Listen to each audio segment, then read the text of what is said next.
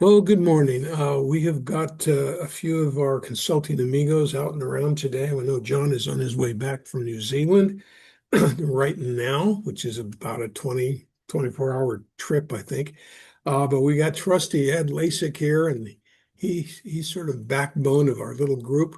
So, and he's always got good questions and comments to make from his particular background and perspective, and of course his CPA and his other certifications that he holds. So we're going to go ahead and jump into it. Today's program is about it's a follow-up to last, as we've done in this series here for 6, 7 times now. It's a follow-up to discussing how you create content, but now we're going to talk about media selections and the complexities that go with that. The complexities can be pretty great, as I think you'll see as we go through here. So media selection, and this follows this is number 8.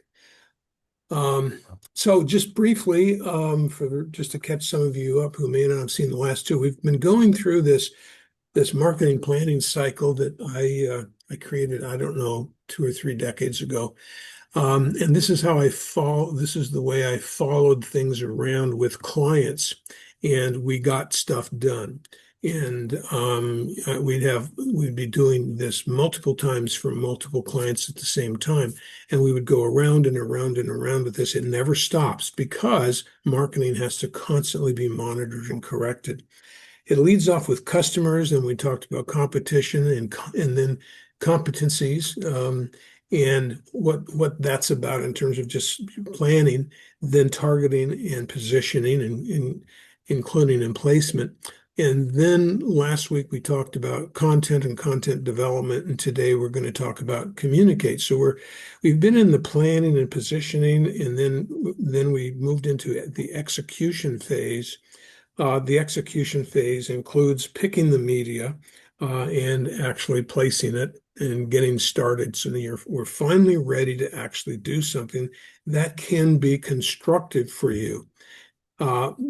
Quick note, I mentioned it before, typically the way people make decisions in small business is that their local rep for radio, TV, newspaper walks in the door, and of course they're all selling everything nowadays. They're trying to do it all. They walk in the door and they want to renew the ad, or they want to do, increase your budget or whatever. They're trying to sell something. That's when the decision is normally made to do more advertising. The problem is that you haven't done any of these other steps. So you're doing it completely backwards. You're picking the media, and it doesn't matter what media it is. You pick the media, then you say, what should the content be? And you haven't done all the steps. Therefore, the media that you've created tends to be ineffective. Now, that's not to say that if you've been in the plumbing business for 30 years and everybody knows your name in your little town, and you've done some specialty stuff to kind of make you a little different from everybody else, that you don't know how to write an ad. I'm not trying to say that that's the case. However, it may not be as effective as you think it should be. And that's partially because you don't analyze or measure these things. Many times it's hard to measure traditional media, but you haven't freshened it up very often, or you just come up with an idea, and it's the salesperson who comes up with the ideas many times, and that's where you go.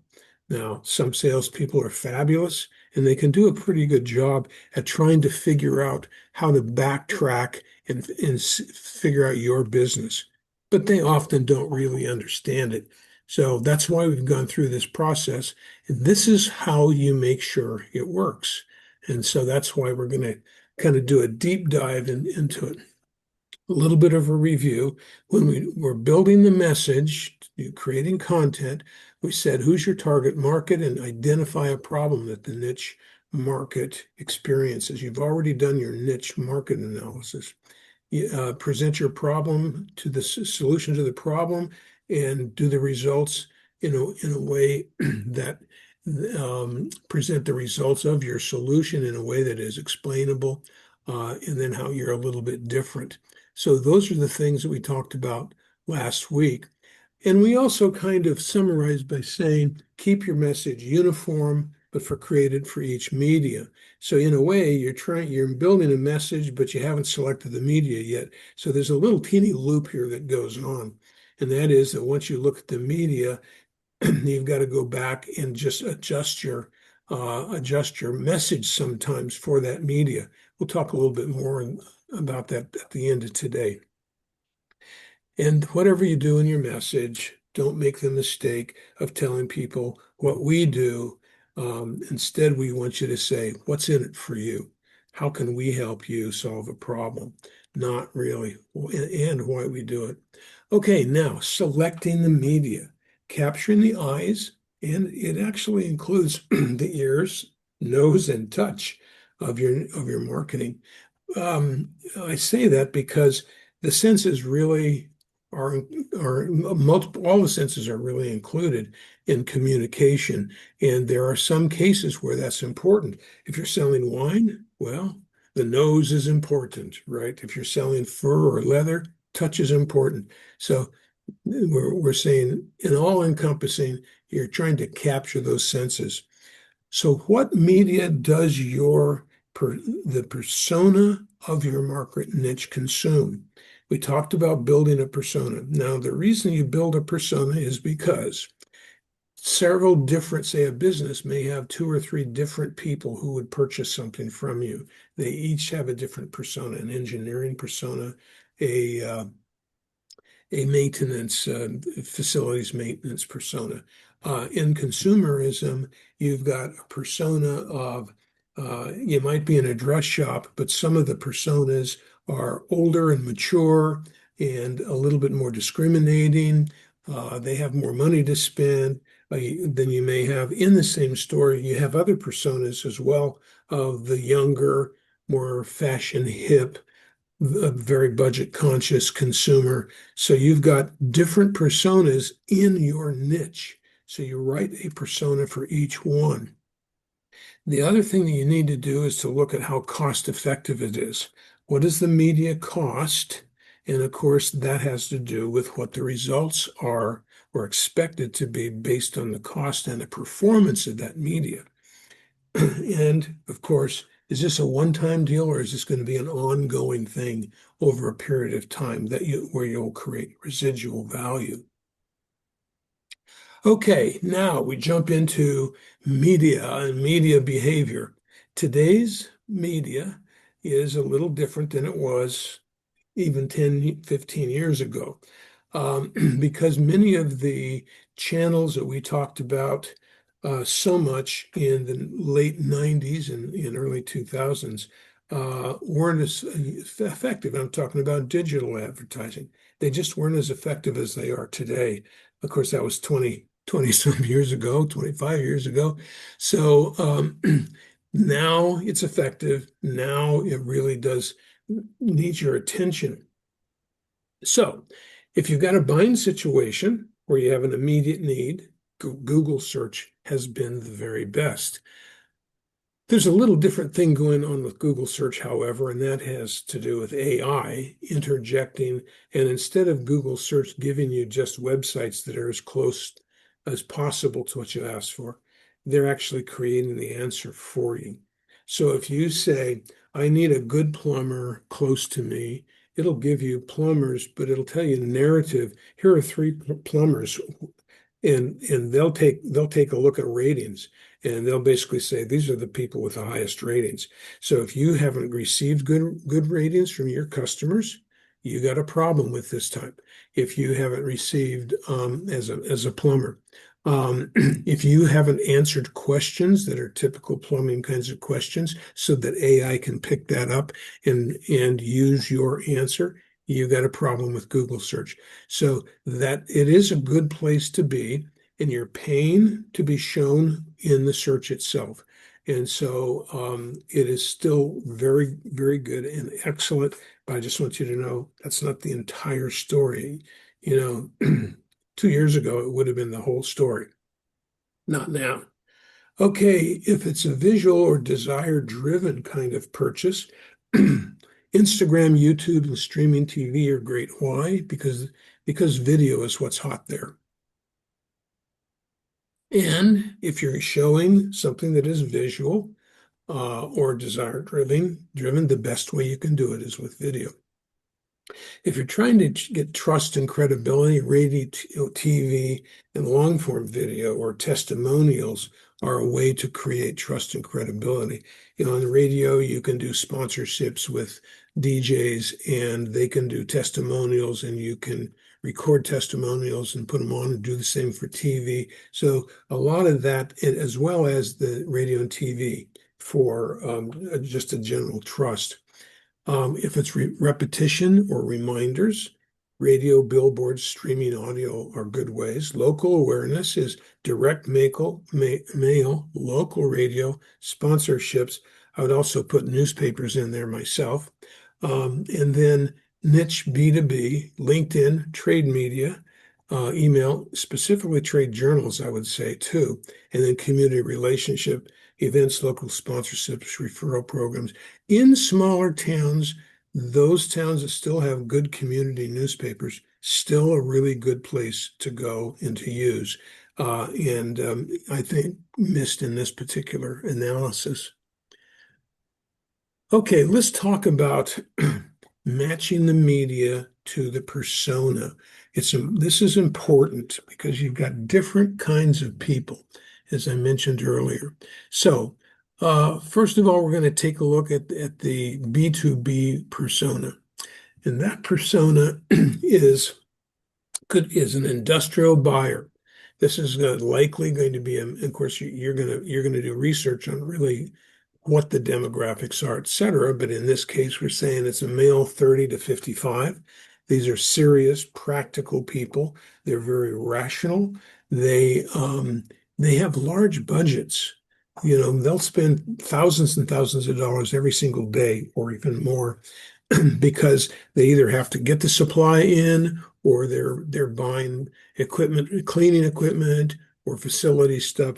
These are big budgets, big dollar items, and many times salespeople still exist in these spaces. Key drivers, well, they want quality and reliability.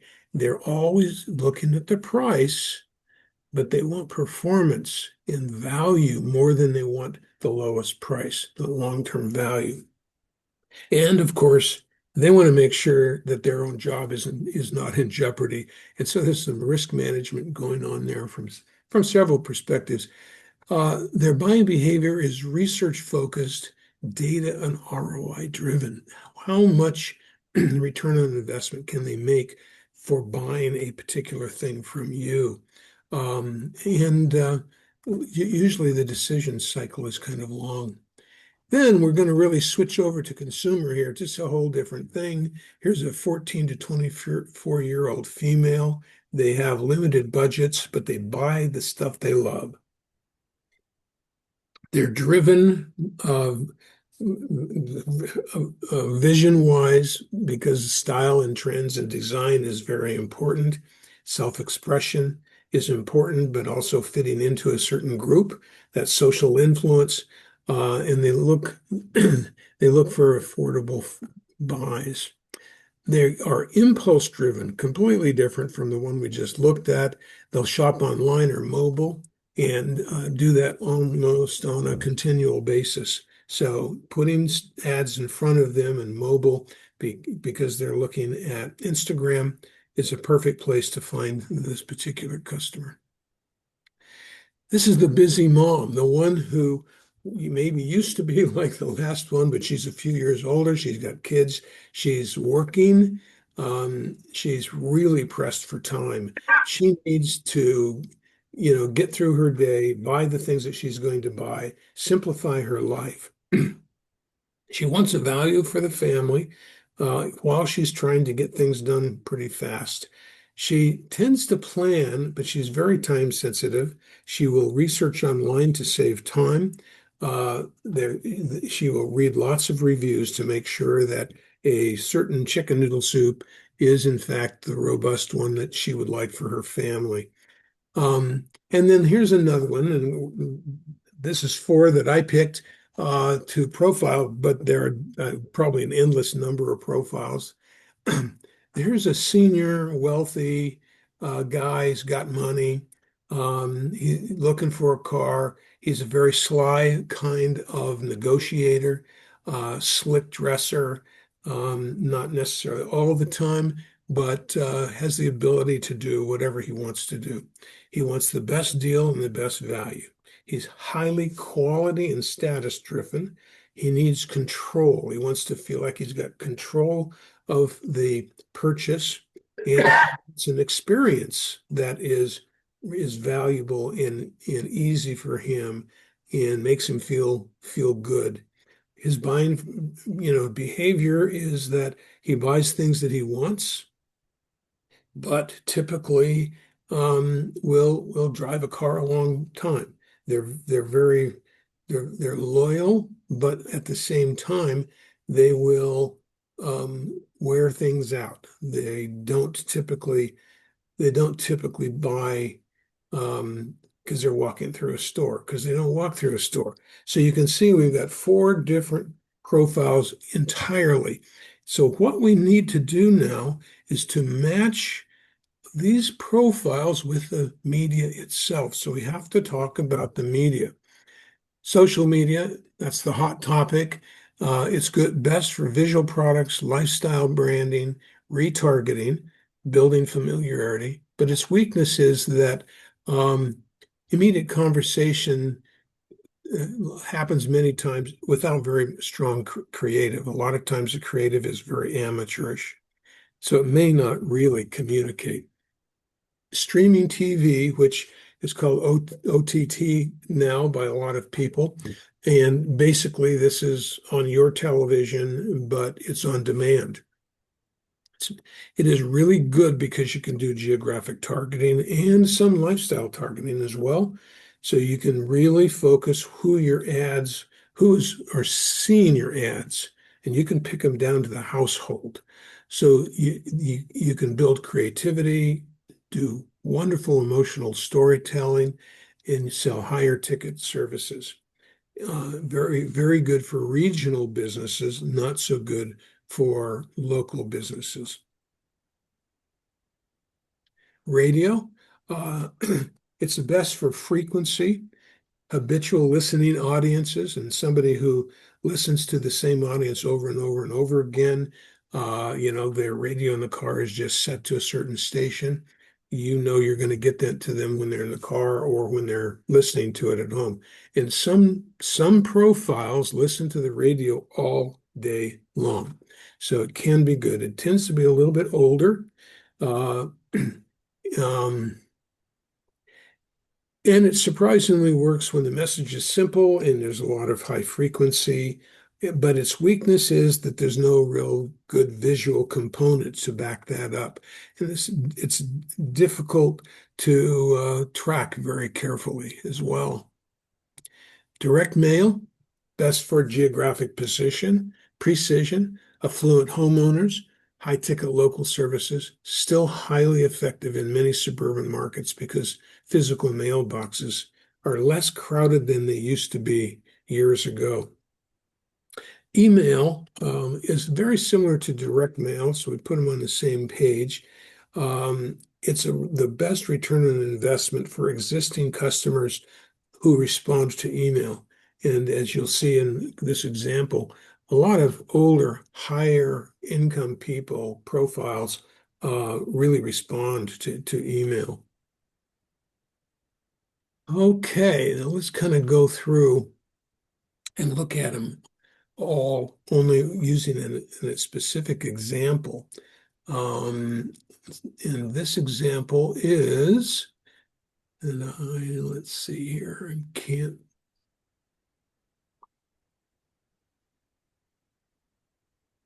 Sorry, I can't. I had my controller ribbon is across the top. I couldn't see this. So this one is AO2. Experian is one of the three best companies that provides lifestyle data. We've talked about this a little bit. And they break all the populations up into different groups, about 65 of them. And so these are what they call cohort groups. And this is one we're going to look at because this is a high-end wealthy um, persona. They're empty nesters, couples. They're in very nice homes in suburban areas. They may have a second home, vacation home as well.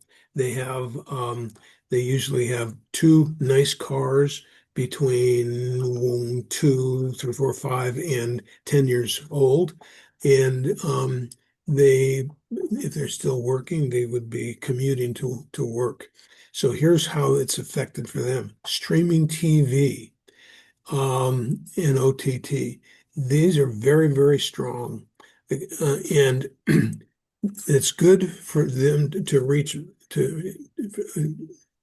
reach them with brand offers. So this is a good branding tool, especially if you know that this is your persona and you don't have this particular customer and they don't know who you are. This is a good way to become familiar. It's a very strong fit. Email, very strong, as I mentioned, and it's actually preferred by this group. They've stated they prefer that for many types of offers. Now, this is only really good for current customers who've given you permission. Emails, spam emails where you don't have a relationship and they have not given you performance will only do exactly permission, do exactly the opposite. You will end up losing them as a prospect, even losing them as a customer if they haven't given you permission. Social media is good. This particular group uses Facebook, not Instagram, Facebook. Direct mail is good. And it says, unlike BO8, that's another one that I was examining. But basically, it's receptive to this one is receptive to direct mail. BO8, which is a prosperous but younger mobile group with children, they are not receptive to direct mail. Specialty online retailers, in other words, online shopping, it's pretty strong.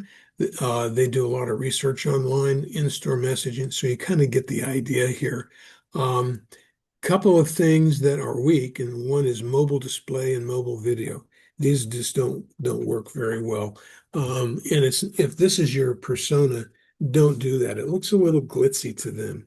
And frankly, if you're driving down the highway, the time to read this poor messaging, which has too many words 80% of the time, they won't put up with it. They know it's not safe to look at.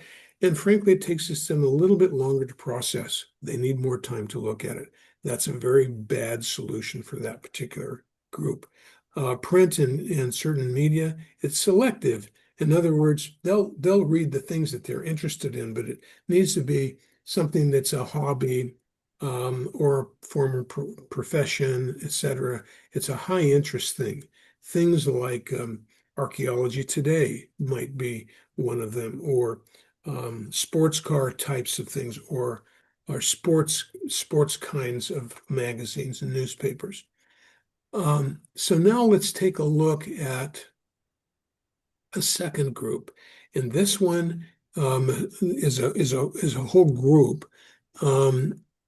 They have breakdowns that are smaller than this as well. Then therefore they're a little bit different within the smaller subgroups. They're basically prosperous, suburban, sort of middle, what we would call middle class. And this is interesting because in a very strong area is catalogs and newspapers and magazines. This group tends to be a little bit older group, middle-aged to 65, and they still rely on traditional media. It's a preference, a habit that they haven't changed, and particularly they're into gardening, cooking, general editorials. So these are strong media for this particular group. They also watch TV and cable. They are receptive to specific, if they're a customer, specific email, online advertising. They're available online, but it needs to be credible and focused to them, which you can do with online advertising. You can focus right on these markets very carefully and get them to the right people at the right time. Direct mail is good with this group. They still have a print orientation.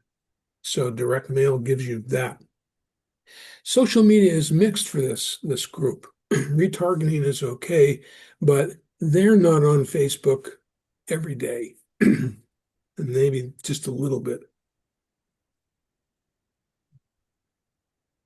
And like the other group, mobile and first video displays are not particularly useful. So we're going to end up here in a little different place. And that is to say that there needs to be a process to do all of these things. So we've gone through, we think we've selected the different media that match for our personas and our niche marketing. So you're going to, and we've been through this, but you've done your draft, you've done your revisions, you come up with your final copy, and now what you need to do is to revise your message, which is that single message that we talked about with specific goals, and you're going to revise it for email. Email can be both visual, in other words, you can have photographs, you can even have links in email for further information to go to, say, if you're selling an address, you could actually show the model in that if you wanted to. So it can be interactive like that, and that's great. So it needs to be altered for email copy. Now, search engine, website copy, it's important to use some of the copy that you're doing, especially if it's longer form. On some section in your website that makes sense, many times it might be a blog. That blog might include your PR releases and various other information that you have put on there previously that keeps accumulating. This keeps this information for a long time. So if it is what we call evergreen, it doesn't have prices in it or doesn't go out of season or out of style, then you want to be sure and get those on your website because that's going to be the thing that will help you with AI in the future. And I'll mention at this point that in order to try and get to AI, so far, we think the best solution there is to answer the questions that your customers ask you and put them in your blog so that AI can look at that. And, they might say, gee, does such and such come in blue, red, and green? And so you might mention, well, it comes in blue, red, green, and these other colors as well, or whatever. Usually it's more technical of a question, something that you'll need a little bit more explanation to. You want to have your experts do the copy.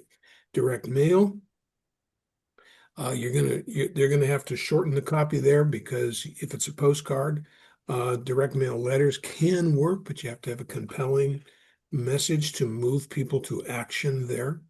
And same thing with newsletter copy, which newsletters can also be sent by email. So there's a little bit of an overlap there. And then social media copy, that's a little much shorter. Streaming, many times a longer message should be broken into its smallest components and posted several times because you have to keep going on this.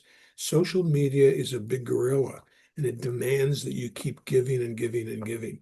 Therefore, it makes it expensive. And many times, so when you're evaluating, it is going to get to your customer and it's going to be, is it going to be effective or not? And as you're evaluating that, you have to include all the cost to make the copy.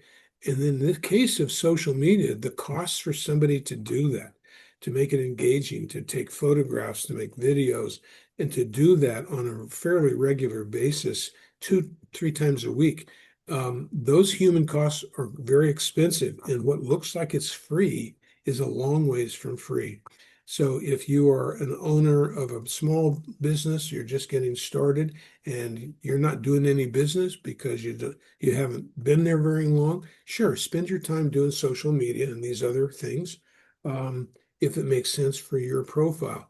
But realize that as you get busier and busier, you may be able to produce at less and less until you pay someone. And now the cost goes through the roof. It's very important to to remember that. So there you go. And some great content connects with the right media. So that is number 8, and we're wrapping up that particular the sequence of execution. We've now gotten there. We've given you the basics. We haven't told you everything about everything, that's for sure, but we've done a little more extensive review than we have in, say, a while ago when we did marketing, trying to get marketing in 2 or 3 sessions. Now, where do we go from here? And we'll talk uh, more about the analysis part later in our next session. But as an old media guy, well, maybe I shouldn't say old, but as a media guy, not really a media guy, really an administrator of media guy, who ran a large newspaper, Ed's got a lot of interest and experience in where we used to be in this marketing mix. So I'm sure you noticed that the newspaper, it was much of the serialized data I went to AI for, and didn't copy it verbatim, made my changes to it, but very close to the same list that I already had built. But it didn't include very much newspaper, except in a couple specific places where it can still be viable. And we've talked a lot about how digital has changed the media selection. But I think that one of the decisions, one of the trends has been forced on all of us because the consumer has a preference for doing some of these other digital things right now, might be returning a little bit, softening a little bit. But I think the targeting seems to be the key here because we'll talk about it next week, but it lowers the cost a lot. But overall, what do you think about this whole idea of selecting media for small business? Boy, it's very complex. There are a lot of options. You have to know what you're trying to sell. You need to understand who your customers are. And we all know not all customers are equal. So um, it depends upon which medium or media that provides the right customers for your business. And that's trial and error over time because you don't want to mess around with, you don't want to bring in a lot of customers that you really can't help or don't fit your business, your core competencies. Mhm. So that's all part of it. And um, it just shows me that online is the way to go. You have to go online because you have to specialize in your target as to who your potential customers are going to be. The mass media really doesn't work for most businesses anymore. And like you said in your presentation, it's very cost prohibitive. Yeah. Cost a lot of money to do print, no Yes, it matter does. how you look at it. And that I can understand why how the internet now has overcome a lot of these mass advertising opportunities. Mhm. So, I think your presentation's outstanding, and I think you gotta dig into the business and really know your core competencies, and you have to understand who your potential customers are. Otherwise, you're wasting time and money going after people that aren't going to be your customers. Yeah, right. You're exactly right. And unfortunately, that was just, as you mentioned, nearly impossible when you own these giant presses that are geared for printing thousands or hundreds of thousands of pages a day and delivering them. I mean, that's always been just a phenomenal operational success in just making that all happen. But it requires a lot of people in order to do that, a lot of readership in order to do that. And our tastes have changed. And you're also right about this, the focus. Newspapers could only do so much of that. And that was sort of the problem. But I do want to spell out a couple places. I mean, magazines or journals, back to that side of it. I worked for about 12 years for a avocado packing company, and they had two markets. One was the grower. They had to get enough avocados to be able to offer their right prices and get them in the right place at the right time. And at the same time, they had to go to the retail. So they had two totally separate marketing programs, one for each. And their trick was to balance the two together.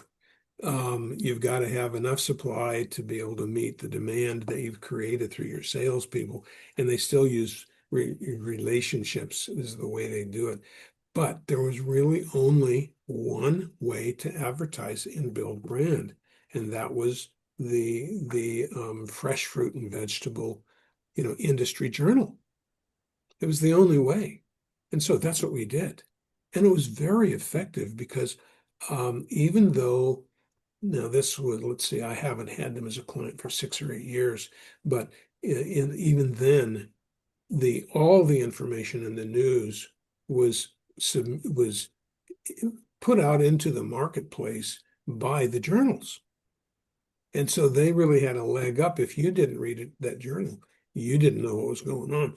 And so the buyers of fresh fruit or vegetables, whichever one, in all the supermarkets across the country, you knew they would be looking at that every Thursday.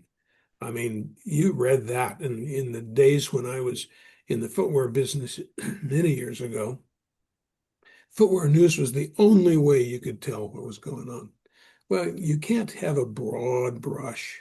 Each of those has gone online and tried to switch online, and they've done that, and they're getting readers. And the younger salespeople are starting to use that to see what's going on, and the buyers as well. But that was one area, and I think that, and that, and in a couple of other cases, we have used specific industry journals to get to the buyer. Perfectly legitimate thing, but it all works together. You need to know who your buyer is and go where their eyes are. And that's the key. Well, let me ask you a specific question of a specific business. If you were selling office furniture that customers would use for branding their company, because if you have the right furniture, you can be efficient, you can have collaboration with your employees, you can have a meeting place for your customers, and you can also it's part of any construction process. Eventually, once they build a building, they have to put in the furniture. If you're trying to market to somebody who might be interested in buying office furniture, what kind of advertising avenues would you think of? Well, first of all, that's classic B2B. So you're selling to businesses primarily. Yes. And secondarily, you're going to be selling to uh, probably not the facilities manager, because if it's a new building, so you got different buyers. If it's a brand new building, you're gonna want to influence the architects, and especially when you're selling systems, because they want to build the building so that it works for the systems. Um, but you're going to get all the way up to probably vice presidential level when you're buying a lot of that stuff. So you got to get into the executive suite somehow. So then the question is, well, where's the executive suite? What are they looking at? And the answer Yes. is they're looking at the journals for their industry. So now you have to figure out which journals should it be brokerage houses, banks, which, and so you see how you're already split there. You know, I know. when you're selling to all kinds of businesses, you've really got a problem trying to focus on, well, where is the media? And therefore, this goes back down to your niche. They've got a niche, and that niche is across the board. We sell furniture to businesses. Like that's not a niche. That's a market. That's not a niche market. So is your niche market really going to be modular furniture? That helps you understand where to go and how to sell, because that's going to eliminate factories. That's going to be, you just boiler rooms where people have got 15 square feet and they go into their cubicle and they sit down and they do it. So now you're in that kind of an office. That helps a little bit. Not that factories don't have those offices attached, they do. But it's going to have to end up being a mix of several of those kinds of things. The other side of it is that there are in the industrial world, having had to do this to some degree, in the industrial world, there are places that focus on supply, catalogs that focus on supply, a little bit like farmer supply, only it's not just for farms, it's really office supply. And those are catalogs that sell everything from furniture and bigger items all the way through to tape and staples. So there's another place to go, but you have to buy your way into those catalogs at some level. And then, of course, there's a commercial side to Amazon. So you end up having to build a multi-pronged approach and decide, and this is where it's, the work that you've been doing to figure out, well, let's take a look at your customer segments. Who's your big customer? It's retail. It's not likely that you'd have two or three big customers only, that you're going to have a whole bunch of them. So where are they focused and in what industry? And begin to work on those. Is there growth potential in that market? So you see, this goes all the way back to the niche market. Is there growth potential in the niche market for X, say modular furniture? And if there seems to be a good growth margin in that market and the margins are still strong, then you might select your best customers, look at their profiles, and say, well, gee, they're clustered in 3 industries. Go there. Let's stop trying to go into just across the board and just be in every publication that businesses read, which is, you don't know what they read. Every one of those are industry niches. So you have to pick the ones that you're going to go for. Well, this just shows how complicated it Yeah, gets it and does. how much you have to understand your customer and what Mhm. they look at and what is important to them.